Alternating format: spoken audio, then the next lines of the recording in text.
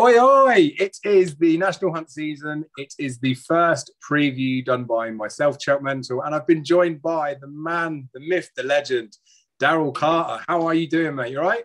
Yeah, lovely introduction. Cheers for that. Yeah, not too bad, mate. How are you doing? Yeah, not bad. I'm obviously more excited now that the National Hunt racing's on because then we could talk about horses rather than what we're doing with our hair this weekend. Yeah, rather than you just shun me for 6 months. I'll crop that bit out. Anywho, let's get on with the first race. I've made notes. I've done a runner by runner, or I've done every race and every runner. I'll put a link in the description below because people sometimes prefer to read than they do to listen to stuff. But what we'll do when we go for each of these races are, like, we could easily talk about every single horse. We could slag plenty off as well. But I think we'll just look at each race, both just go through the ones that we want to go through, try to be nice to each other, and then see if we can get through all 7 races fairly quickly for people. I'll split the video up below as well so you can skip to whatever race you want. I probably won't edit it to say what our selections are, but I'll put them in the comments below or something like that. So drop a thumbs up and comment on your selection for each of the races if you would like to. Please feel free to subscribe. And without further ado, 1 o'clock, Nappers Hill bolts up. Yeah, it's difficult to get away from him, isn't it? 3 for 3 in bumpers, looked pretty smart winning the Aintree Grade 2 last season. He's recorded the fastest time figure out of all of these, highest RPR. He's looked very good. I think Paul Nicholls quite likes him. I don't know if you saw the Betfair thing they did the other day with Kevin Blakely. He was going through a few of his horses. He was one of the 20 he wanted to speak about. So he does look a very, very nice horse. This race does lack a lot of depth, in my opinion. I thought Let's Have Another for Ollie Murphy was interesting. I thought he might be able to chase him home business back on a bit better ground. Could be seen to better effect. But, you're really struggling, to be honest, to build cases for horses outside of Nappers Hill. He's a very obvious one for a lot of people. I suspect he's going to be odds on the day. I don't think you're going to get much for a price, really. And if he's not, he probably should be a shade of odds on. So there might be a bit of value if they mess up. But I'm assuming that's going to be taken straight away with some firms if you can get on with them. But yeah, I thought Nappers Hill was very, very difficult to beat here. I'm looking forward to seeing him. Yeah, it should be quite good. And that's the main thing. Like, I think this horse is very good. But it does look a weak race. Like I said, I've done the runner by runner analysis for every single horse. So I've given everything a good look at. The only one I think that of the whole entire field that could potentially have had enough ability to do anything would have been that Wellesby. But that was ex-Trevor Hemmings with Nicky Henderson, bolted up when he won his bumper. But that was back in 2017. They wouldn't have sold him if they thought he was going to be okay. Interesting, the person that's got him has brought it back to the track. But I don't know. It'd be ridiculous. Nappers Hill for me should be 2s on, if not shorter. If he's odds against, it won't last very long. I don't think he will win, bar an incident. That Let's Have Another for Ollie Murphy. Harry Redknapp bought part of him, didn't he? Which was semi-interesting. And I think they fancied him on his first bumper run. But I don't think his bumper in May. I don't think the form was really up to much. So I think you'd be taking a leap of faith, or you'd be taking crack or something if you think he would win this race. Yeah, no, I agree. You would be. I disagree in terms of the form. I think the form's actually not too bad. Is it up to the Grade 2 Aintree level form of Nappers Hill? Absolutely not. I think he might want a little bit further in time. He looks one of the more straightforward ones that is probably just going to run his race, if anything else. But it's difficult to take on Nappers Hill. You can't back Wellesby. He's been off 1,427 days. Yeah. The thing is, there's a lot of them in here as well. Not saying that trainers will necessarily do this, but trainers will do this in races like this. I don't think anything's going to want to get very close to Nappers Hill.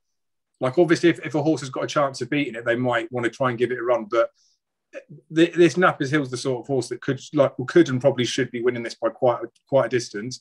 And I think if something did get near it and the pair of them pulled clear, they're going to stuff themselves for a mark in the future. That's the only reason why I reckon this Wellesby. I think he's got nothing to lose, but ain't going to happen, is it? Nappers Hill bolts up.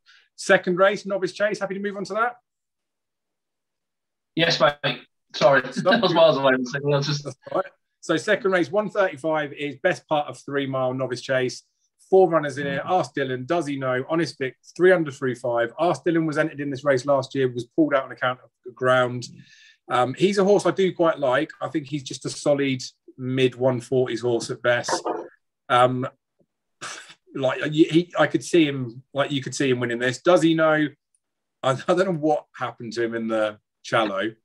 Very aptly named, does he know? Because I don't think even he knows what he was doing running out in there. But Austin obviously fell in his only chase start last year. Does he know he's done something stupid like that? Maybe he'll concentrate more over a fence. Like, he's got the ability to win this, but I don't trust in that. Honest Vic, I don't think he's a 150s horse, but he's probably the one that you could pick the least holes in, I suppose, in terms of worrying about him over fences. And then 300, 3-5, you touched on the Nichols thing yesterday. He said that this horse isn't really very good at jumping at the moment. It's going to take a few runs to get in there. He should be probably winning this. He's probably going to, well, he will turn out to be the best of all of this field, I reckon, but you couldn't trust it. So for me, it would be absolute no-bet race. Be an interesting one to watch, but I think with it being a small field and mistakes likely to happen, don't know how strong the form might be after. Do you fancy anything? Not strongly. I do like this division, this novice chase division. It's a division I want to spend a lot of time, a lot of energy on this season. The issue is with it, as I mentioned to you before we came on air, is the fact that you're searching for evidence that's not really there yet. So you do need to see a run or two.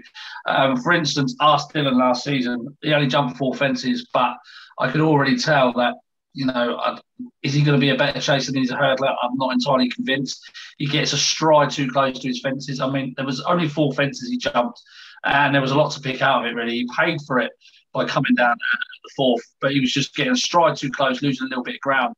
That would worry me. And in these novice chase divisions, I like to know who's going to make the running. Yeah, if I could be guaranteed that Does He Know was going to go out on David Bass and pop away out in front, I think he's going to put the likes of Ars Dillon and 300 through 5, who Paul Nichols already said about his jumping, under a lot of pressure.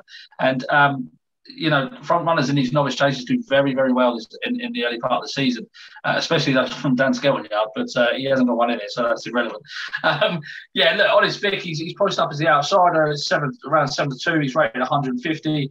How he's going to jump a fence, you just really don't know. He did improve last season for the step up to 3 miles, but this is a whole different discipline. We've got horses rated between 141 and 150 in here. There's not a lot between them anywhere on hurdle form, but this is a completely different arse now. You're searching for something new. 6-year-olds have got a good record in this race. That would point to Does He Know and 300 through 5, but it's very difficult to be confident on anything in the novice chase division until you've seen them actually jump a fence. If I've got to be pinned down on selection, I would side with Does He Know, just on the basis that I feel like he may pop out and start making the running. After he ran out at Newbury, they stuck a hood on him the last twice. It didn't really work. The hood has returned, hoping perhaps a break has freshened him up a little bit. And he can just go off the front and just pop away and force the others into a few mistakes. I love the way David Bass rides, attacks every single fence. So I think it'll be a good experience for Does He Know to be under David Bass on this on spin round Chepstow. So, yeah, reluctantly side with him, if you like. Yeah, fair enough. It just screams out the type of race, doesn't it, that they could run it a few times, they could face each other again in the season, and they'll reverse the form. David Bass, right, when I was at Graham McPherson's yard, speaking to the lad doing the film in there, Louis, and he was telling me that, I said to him, David Bass must get a thrill out of riding some of his horses because he's so good over a fence, he's so aggressive over it. And he said that David Bass hates riding horses over fences. Like, he's not necessarily scared that something's going to happen, but obviously, like, it is quite fearful. So the reason he's so aggressive over there is because he just wants to get it over and done with as quickly as possible.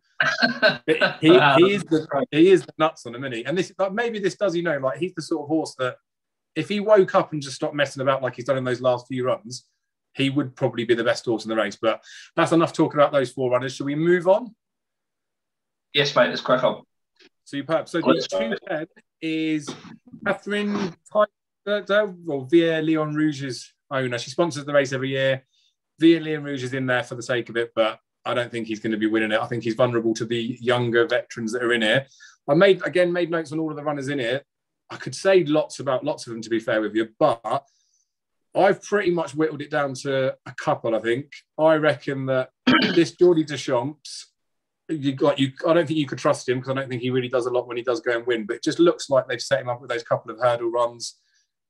Now he's 10 and he can run in these veterans chases. Like, it's a nice opportunity early in the season because the ground will probably suit as well. I reckon that 130 mark over fences probably underestimates him. So I think he's got a chance. But I think we've looked at the market before, haven't we? He has been put in as favourite, so it's not There's not anything unobvious and it's nothing to get excited about. Dancing Shadow's a bit of a bigger price. He was a short head in this race last year. It was quite a bunch finish. It was a pound lower then, so he's only a pound higher now. He creeps in at that 10 stone as well, like gets in at the bottom weight. He's not out of the handicap. So I reckon he can run a big race off the number. But I would think the market's got it right that Geordie Deschamps the one to beat, but I couldn't be backing it. I reckon Potter's Corner's being plotted again for the Welsh National, you know. Yeah, I wouldn't touch Potter's Corner first time out anyway, to be honest, but perhaps he is. He's getting on a bit now.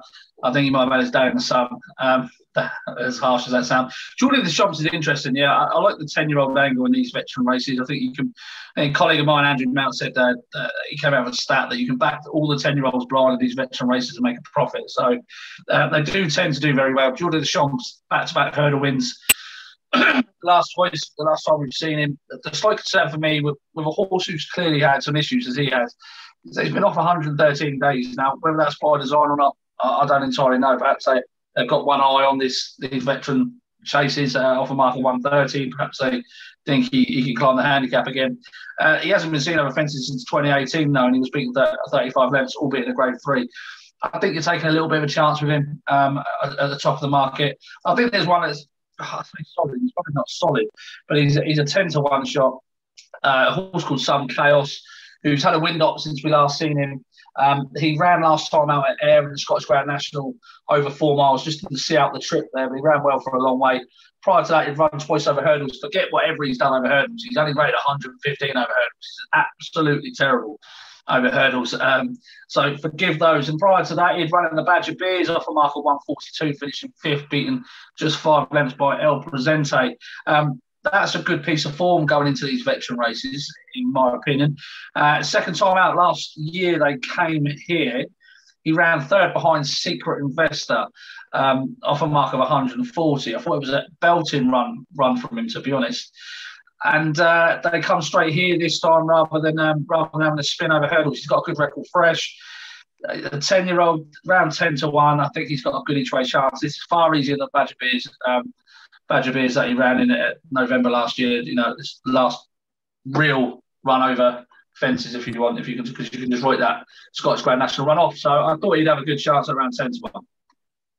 Can't fault him, mate. Yeah, I had him pinned as one that I reckon's probably got a few pounds up his sleeve now. He's in this stuff, and I think the ground will suit him as well. That's the interesting thing. I looked at the going report that came out earlier. It's good to soften it. I think it's like they might water a little bit, but it's a little bit too close to racing now. Yeah, it's going to be dry, but I still there'll be like a little bit of cut in the ground. I think the real like fast ground horses aren't going to get it fast enough, but you can see that from the entries, can't you? All the final declarations that probably that's why some of the races are quite weak. Right, that's enough for that race. We'll move on to the 245, which is the Persian War. This is difficult, isn't it? It's one of the worst renewals for like a little while, but like you go through it, and obviously if it's a bad renewal, then that's fine. It's just like level playing field on it. The horses have only got to be the horses they're up against. I just struggle to get excited about many horses in this race. Luttrell Lad, I think he's okay. I would have preferred him to run a bit better at Aintree, I think, in the scheme of thinking about this race, but he'll be better over hurdles. I think the triple suit, I think the tempo will probably suit if they go a bit quicker. So I'd like to give him a bit of a squeak. Dan Skelton shoving this Hidden Heroics in off the back of a point run is obviously more than just a bit interesting, because we know that like they did it with Pasadena, didn't they? They stick him in the Adonis at the end of the season. Henderson Nichols do this all the time. They'll stick him in the deep end because if they lose their maiden status in a grade 1 or a grade 2, then happy days. But you do that at the end of the season because hopefully they're going to get beat and you retain their novice status. Whether he really does just need good ground, this is an opportunity, and he thought it was just weak, I don't know. But because Pasadena is the one to beat for me, and I was fairly impressed with his second one at Kempton, and I think the Tritonic race he could have got closer. But I just don't think Pasadena is going to be like running much more than the mid 130s in this race, maybe almost up to 140. That Hidden Heroics hasn't got to be an absolute worldie to get close. So that's what puts me off being really bullish about Pasadena. But like Pasadena definitely should be winning this, I think. But I would just be terrified to back him because I think that Luttrell Lad could be a bit better. I think this Hidden Heroics is completely and utterly unknown, but could be potentially quite good. And as much as Pasadena was impressive, like when I think with Brian, he gave him a crack and he like picked up and has got that bit of ability in him. I just don't know whether he's going to be completely straightforward. He might piss about a bit in the race. You know, there's little things like we went to Chepstow, didn't we? And it's like a full blown right angle, that corner, isn't it? He's just the sort of horse I can imagine just tugging into that corner, not slowing down and just doing something a little bit stupid. And I don't know, like I think if I was backing him and had some money on, I don't know, I don't think it'd be a very comfortable watch. I think Paso Doble does win it, but I wouldn't be backing him myself, I don't think. Yeah, I think it's very tight, not for the right reasons, really. I don't think that there's much strength and depth in the race, but I don't think there's a standout candidate on what they've shown so far. The Paso Doble is an interesting horse. I thought he could have got a bit closer at Kempton in the Adonis. I thought he was a bit of an eye catcher there. He was beating 11 lengths. You know, he was never going to beat the winner in Tritonic that day, but he was given plenty to do. He did make a few mistakes in his hurdles, did come on quite strongly. I thought immediately on that evidence, I thought he'd be going up in trip sooner rather than later. They ran him at Kempton again the next time. He won by 4.5 lengths. It was impressive the way he quickened from the back of the last of the line. The slight concern I'd have with it is that his two market principles were dropped near enough half a furlong behind him, out the back, out the rear of the field. That was Flint Sacre and Duke de Brise. He dictated the whole race. He had a very, very soft lead there, and he quickened away from the last. It just worries me that he had such an easy time at things there. I don't know if that performance has been over-egged a little bit. They've given him an opening handicap mark of 129. I think he should be better than that. I think this is going to be a tight race. I think he'll probably just edge it. I think he's got the ability to improve now, stepping up and trip. I think he does want a good clip. I'd like to see him tucking behind horses rather than make the running, because like you, I can see him making the running into that sharp bend and tugging off to the right or whatever. I thought he was one of the more interesting runners. I'd like to think that he's going to progress into a nice horse. So I would side with him, but only about 4-1. I think we're going to have about 3 co-favourites for this sort of race come the day.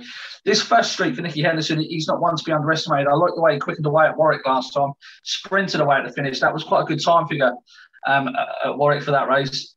And he's just improved with a step up and trip. He was beaten in two bumpers, and then one stepped up and trip over hurdles. It's gone on once, twice since. So I don't think he's to be underestimated either. Marker 134 next to his name, though. You know, there's very little evidence to suggest that's correct. And talking about handicap marks, the likes of Cursorin and Compron from last year, we know the handicapper messed up a hell of a lot of handicap marks last year. Compron's got to be one of them because he struggled twice since off this £12 higher mark or £9 higher mark, whatever it was, for coming second to Rowan Ward. He struggled since twice, and he's picked up a novice race. But in terms of, I know this is not a handicap, but I'm trying to use the handicap ratings in terms of to try and suss out the level what something needs to run up to. I'm just thinking out loud. I thought Up for Parole was interesting. There's a couple of interesting horses in here. If we're looking for a standout candidate, I think it could be Paso Doble. I think he could develop into a very smart horse. But just one more point on this race. There's only been one 40-year-old in the last 10 years to win this, and that was Wonderful Charm for Paul Nicholls. That horse went on to be rated 159 over fences. So you do need to be a decent horse to win this as a 40-year-old thing. Let's hope it's Paso Doble, because it'd be nice to see a horse really run out and win this well, wouldn't it? A standout candidate.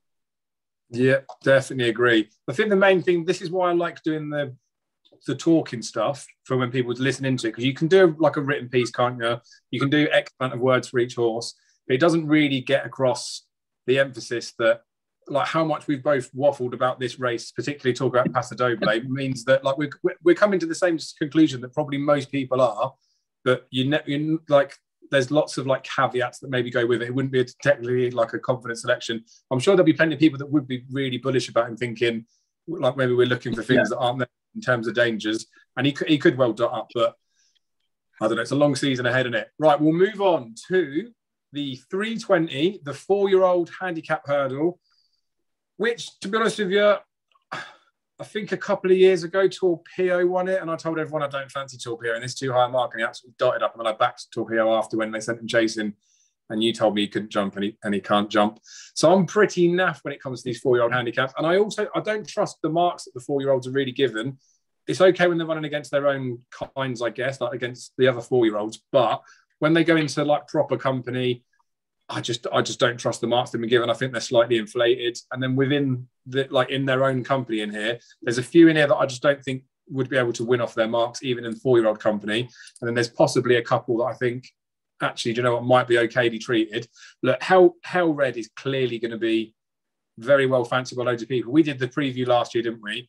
We were talking about his high knee action, that he probably wants some slower ground. That was quick ground. He looks like probably his best form is on quicker ground. If you just had that run and hadn't run since, and he was running off 130, you'd be tempted to think, Jesus, this is a proper horse. I'd have my life savings on him. But he's one of those that doesn't look 100% straightforward. So you couldn't utterly trust him, but he probably does deserve to be fav in here.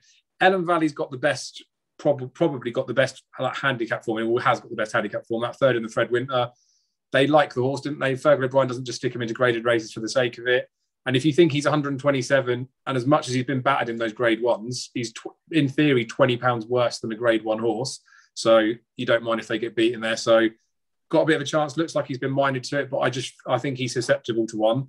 Tinner Haller's one that I'm semi-interested in, because he ran behind Herbiers, that's also in this race. He's got a £12 swing for being beaten 4 lengths than that. They didn't really go after him to get really close, so I think he's probably better than even the 4 lengths that he lost. I reckon he's got a bit of a squeak, but as it comes from like a punting perspective and talking about what I might do in the race, Hell Red will be popular, and I can see why, but like I couldn't back him. It's the same as Pasadena. Like I couldn't back him. Like it might go and win. Ellen Valley will definitely be there or thereabouts. Like you get a run for your money, but I couldn't back him. Tinner Haller, I think's waited to go well, but it's another one that, like, I just think could find one too good. So that's what. You're not going to bet on it. Yeah, I'd whittle it down to like that, but this is definitely just to really like fully stamp that this is the sort of race that I would very reluctantly be having a bet in if I was going to have a bet. Like I definitely won't be betting in this.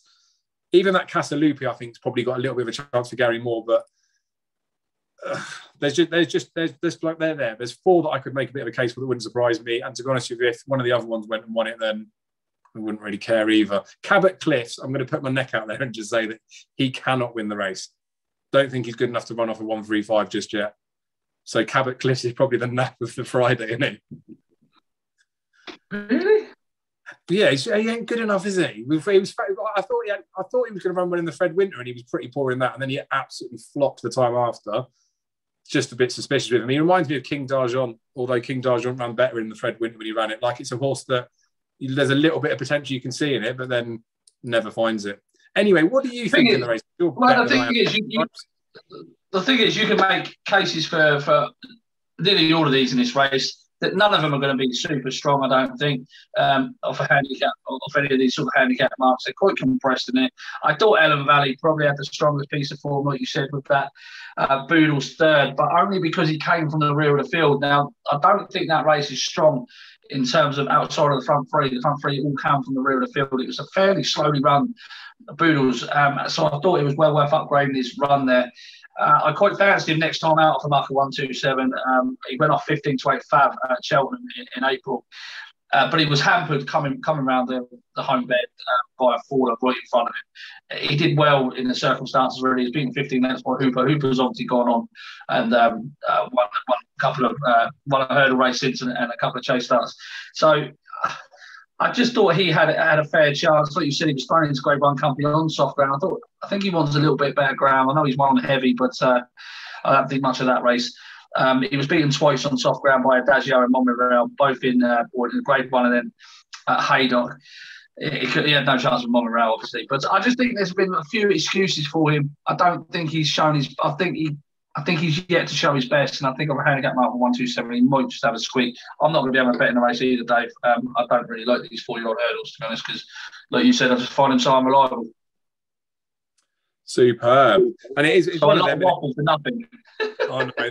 But that's it. It's one of them. And the thing is as well, because obviously they're only 4-year-olds to the end of the season, there's only like a handful of targets they can get where they get to run against their own age. There's the Masterson's hurdle at Cheltenham, which is like a classic one that some horses might go for.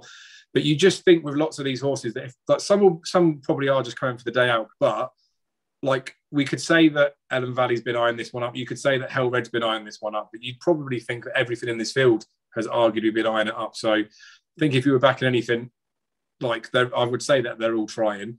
Anyway, we will move on to the 355, the absolute feature race of the day. Oh, did I say feature? The absolute shittest race of the day. This is This should be run at Portman Park. This is like a virtual race. Neither the Terrier beat 110 mare. Subway Surf. The only reason Subway Surf has ever been a reasonably fancied horse is because Carol Vorderman owns her. Like, that's running with a penalty. If that's beating a 110 mare, it's one with a penalty, so it's giving a bit of weight away to these. That basically means that if Nina the Terrier wins this, none of the horses in the field can run to 100, and that'll be bitterly disappointing. But then, unfortunately, as I went through every runner as I went down, I don't know if I can find anything that can run to 100. Ones I've whittled it down to for like the sake of this more than anything. My keepsake, I think the Step Up in Triple Suit, and I think she didn't show her true colours the last day, but that's just based on not very much. I just think she could be better. That Dorian running a point, I think we'll probably have more in front. I mean, more behind than it went in front of the finish. Like, I think Dorian could run okay, but again, it's not really based on a lot. Run with the Tide, another point winner. God, even on board, Dave.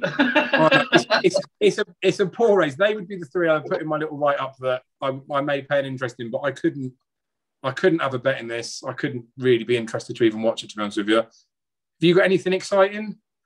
No, move on. I painted a wall yesterday. That's drying in the other room. That's more exciting than that. Go on, 425. Right. Oh, let's talk about 425, Dave. Okay, Come so on. I'll let you roll it off. 425 is the last race of the day. And this would, like I said, with the 4-year-old handicap hurdle, like, I'll definitely look at those races because they're 4-year-olds. We're going to see them for a few seasons. There might be something to keep an eye on for the future. These sorts of races where it's a conditional jockey's handicap chase, I'm very reluctant to ever look at these. So again, I've done every horse, I've done every runner in every race. Whittling down through it, I thought Smuggler's Blues got a little bit of a chance. Got a little bit further down, and I thought Kilpin. He was a horse. As soon as I saw him on the team sheet, I was thinking, oh, I like Kilpin, because last year they stepped up in trip, which was the right thing to do. But I just don't think he was mature enough to handle the extra trip. This season, he will win a race over 3 miles. He will win off of 112 for definite. There'll be a time when this horse wins a couple of races. I think he's been putting it Fav, which I think is a bit strange. I don't think he should be favourite. But he's the sort of horse for the Twiston Davis team that probably win a couple of races, I think. Can't remember the name of the horse last year. There was one that they had in Similar Silks that won a couple on the spin. But anywho, like Kilpin, I think this season will run plenty of times. I think he will win races, but I don't think he'll win this. Well, that Guy, that's it. The one you raved about all year. Well, I kind of half missed him the first time that he ran. Someone sent me a video of him. A jockey was on another horse, and then they just said that horse in front is going to shit home next time it runs. And then it turned out it was Guy. But I reckon this could be a similar to one, that Kilpin. Clondor Rigger fell in April here when it would have won, and it was the shortest price it's been.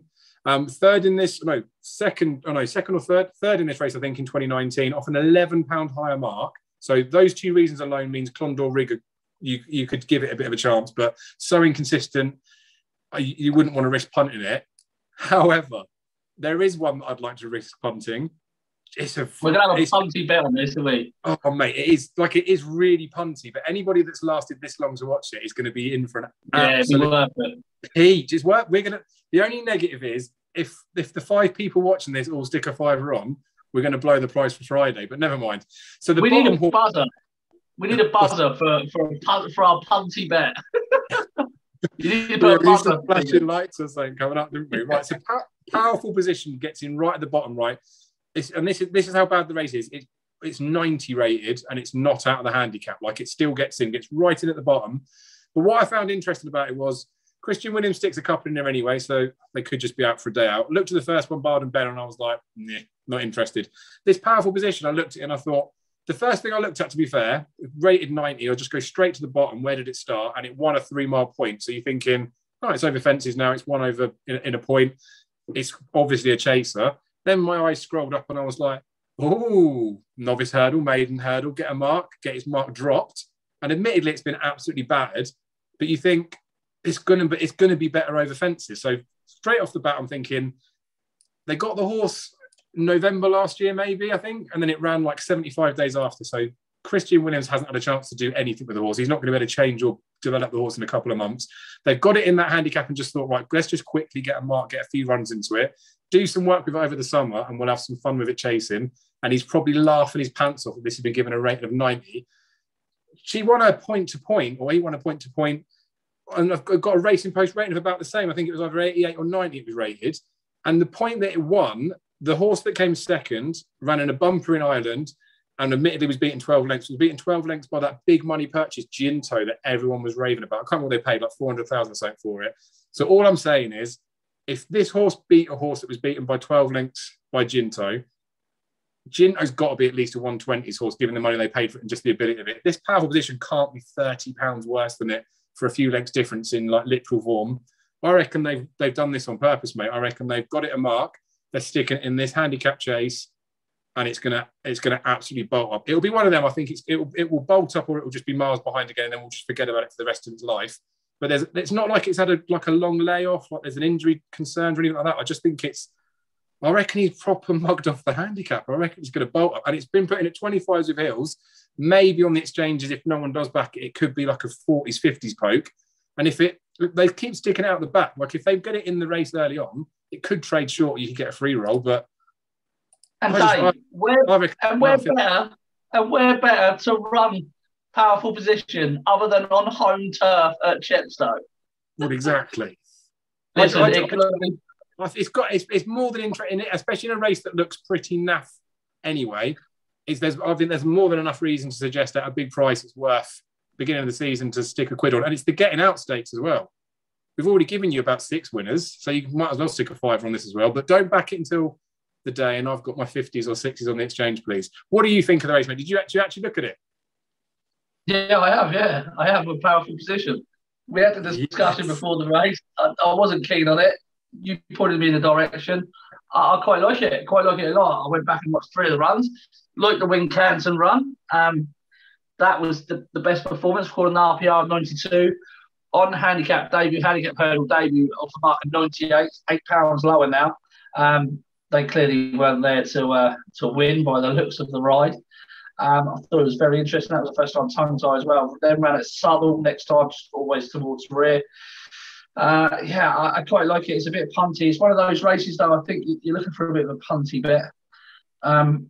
Because not a lot of these are that reliable now at this level. So, yeah, I was quite taken with, not quite taken, but I thought if I was going to have a punty bet, it would definitely be on powerful position, around 25 to 1. I like it. Nice. But I do think, like, Kilpin's been put in as fav. Like, I don't think he should be favoured, but, like, Kilpin will definitely be winning a race over 3 miles off this mark this year, so could annoy me. Finger on the Switch is a mental one. Just need to give him a little mention because I remember when he was just touched off by OK Corral and then he got up to like 139 as his official rating. He runs off 115 now, but he's been utterly, utterly poor. They've given him the magic wind up. So, I mean, if they stick a little sprinkle of something in his feed, Finger on the Switch potentially is miles better than his mark. But I reckon we'll go for the novelty punt and just hope for the best. Let's just go for the punt. Let's just go for the powerful. I think there's a genuine case to be made for powerful position. I really do. I really do. Only a 6-year-old, home turf for Christian Williams on Chepstow Open Day. Like you say, that point doesn't look too bad. Even the run on the figures at Wincanton doesn't look too bad. It was a good time figure, good RPR. Now £8 lower. I just would take a chance now going over fences. I just think that when they do this, they often look for a reason to give the stewards and a reason for improved form because they always get questioned about it. And there's plenty here returning to fences, offer, been dropped £8 in 2 runs. New season, had the summer to improve. There's lots of reasons. So, yeah, I think this is I do think these sort of races are punty races, though. So we should got to stop saying punty. But powerful position. Let's just roll the dice, shall we, and see how we get on. Fantastic. So you heard it here first. Daryl Carter's 5-point nap. Half a point we'll have on it. Right. I reckon we're running out of time now anyway. So thank you for spending the time going through the card with me, mate. Should we do the same again for Saturday?